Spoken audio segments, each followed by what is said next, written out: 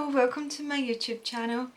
My name is Steph and I am mummy to Carmen Rose, and I wanted to just set this channel up to talk all things motherhood, fitness, just generally my life. We're not getting to see family just now because of COVID, and I thought it'd be a nice way for even family and friends to kind of see Carmen and our day-to-day life and even her growing up, which is quite sad because we're nearly a year into the pandemic and we've still not really seen many friends and family. So, my birth vlog. I was 6 months pregnant when the pandemic hit. So no baby shower, no partners in the scans, and really there was a lot of worry, especially I was stressed. I didn't know if my husband was even going to be allowed at the birth. I was scared of the virus. Everything was pretty scary in the first wave. My due date was the 29th of June, and I had a fairly healthy pregnancy. I had been up to the hospital a couple of times for reduced movements, which is perfectly normal. And to be honest, it was my first baby. I was probably just like overthinking it, you know, oh, I haven't felt the baby moving a wee bit. She wasn't an overly active baby anyway, but I got it in my head that, oh, she's not moving and stuff like that. The hospital were just like, just come up. I have to say they were very good. The only thing was my husband wasn't allowed to come in with me, so he would be sitting outside in the car. 37 weeks and 2 days, and again I had some reduced movements, and I went up to the hospital and they were like, oh, you've been up before with reduced movements, and I was like, yeah, and they were like, right, well, I think we'll just scan you. So they scanned me, baby was in great position, there was no issues. And then I spoke to my consultant came along and he was like, listen, you're practically full term. I think they classify full term as 37 weeks, so you are full term.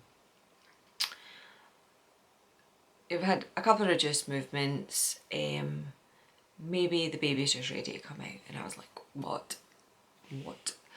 And he was like, if you want, I can induce you or I can leave you.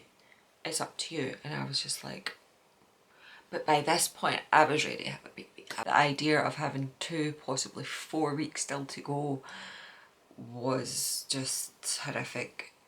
So he said, listen, I'll examine you and I'll see what the situation is. So he examined me and he said, great. He's like, I actually could break your waters already, so you're already dilated. So in my mind, I thought, right, well, maybe Carmen is ready to come out.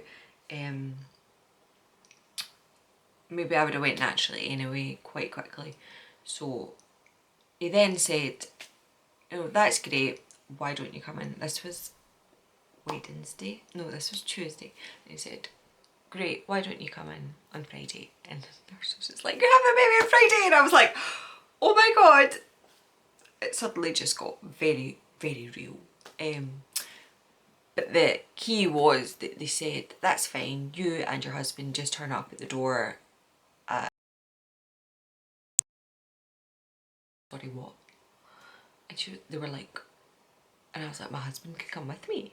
Because at this point, partners weren't allowed in until you were 4 centimetres dilated. And she was like, yep.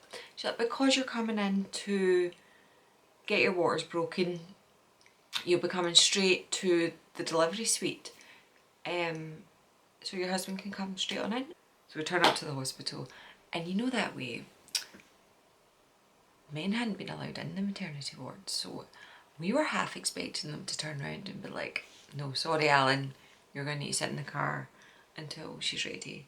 Eventually got taken into our room, the room I would give birth in, and everything happened really fast at this point. You know, there was two nurses came in and they were like, we're going to be with you for the whole thing. They were lovely. Don't worry, everything's under control and blah blah, and it all happened really fast. And the next minute consultants are coming in, they're checking me over, and the consultant turned around and said, you're not as dilated as I'd like. And I was like, what does that mean? And she was like, we're going to need to put a pessary in. So we're going to induce you for 6 hours. And I was just like, does Ella need to leave? And they were like, no, you can just stay here. We'll let that run its course and then we'll come back and in 6 hours time we'll break your waters and then we'll have a baby. So it was just like this big anticlimax. So that was at 9 o'clock, so I had to wait till 3 o'clock before they even came and seen me again.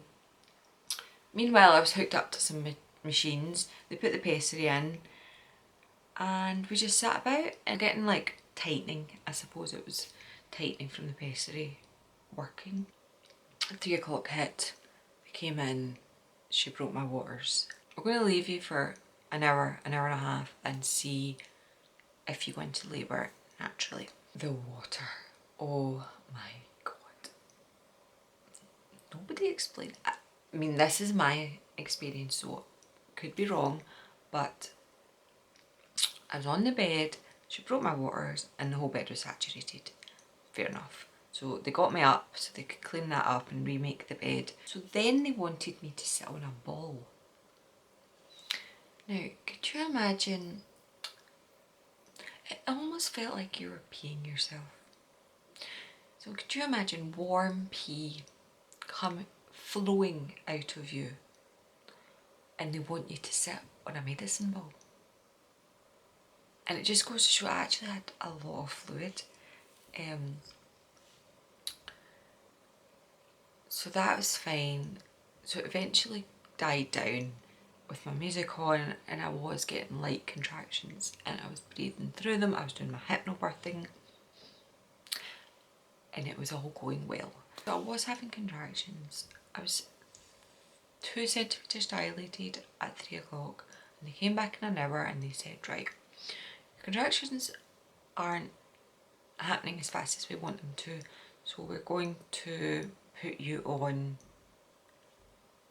now, I don't know what it's called, but it's basically, it induces labour and it almost brings about false contractions. And they warned me, because they were doing this to me, that any idea I had about hypnobirthing or pain, I was to put that out the window. They said, whatever they were putting me on this drip, it was going to be painful.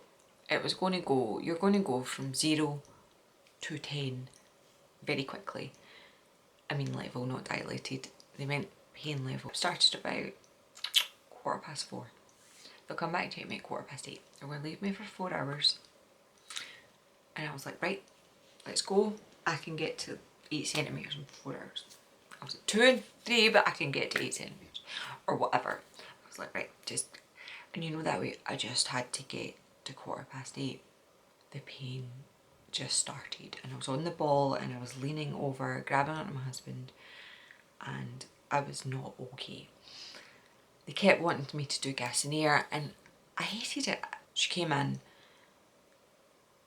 she checked me and she was like, you're 3 centimetres dilated. Like, right, sign me up, where's the drugs? So they gave me diamorphine. So that meant I was bedbound after that and it just made me a bit loopy. I still felt all the pain, still felt every contraction. So I had the diamorphine waiting on the epidural. Now everything is a bit blurred after this, but this went on and I think the anaesthetist turned up about the back of 10. So I was in a lot of pain and I had to sit upright, holding on to the nurse and not move while they put the needle in my back.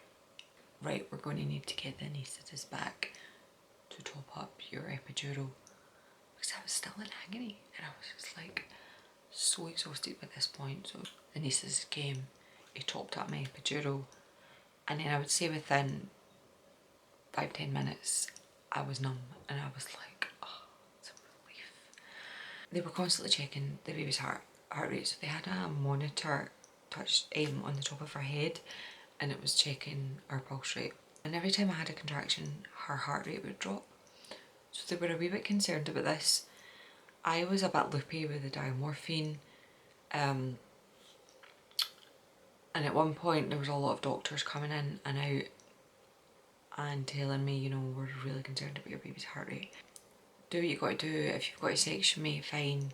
And then we're going to come back after 12 and see how far you're dilated, and then we'll make a decision whether we're going to need to section you or let you go. So 12 came about and they examined me and she was like, oh, there's the head. I was like, ah! So then I had to push. Because you've got an epidural, you don't feel it. So it was all a bit strange. So she's like, right, you really need to push down. So it's like, right, this big, she's like, right, she gave me one last chance. She was like, if you don't do a really big push, I'm going to need to. And I was like, no. So then the next minute, her head popped out, didn't it? And she was born to Girl on Fire by Alicia Keys. And it was just the best moment of my life.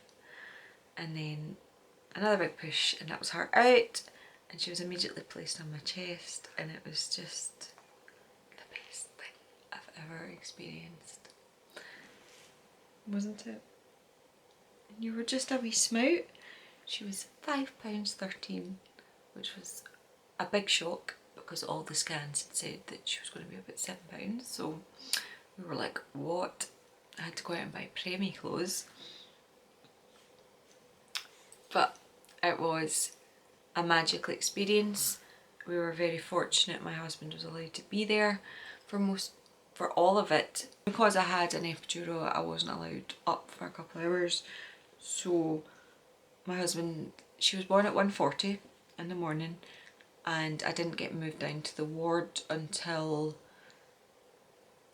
I think it was 5:30. So my husband was allowed to stay with us for that whole time. He was shattered, but I didn't want to leave me or the baba. So when I got moved to the ward, he would have to leave and he wouldn't be allowed back in the hospital. So that was tough. So we moved to the ward and me and Carmen basically just fell asleep. I don't want to talk too much about the kind of hours after that. I would say my experience wasn't good.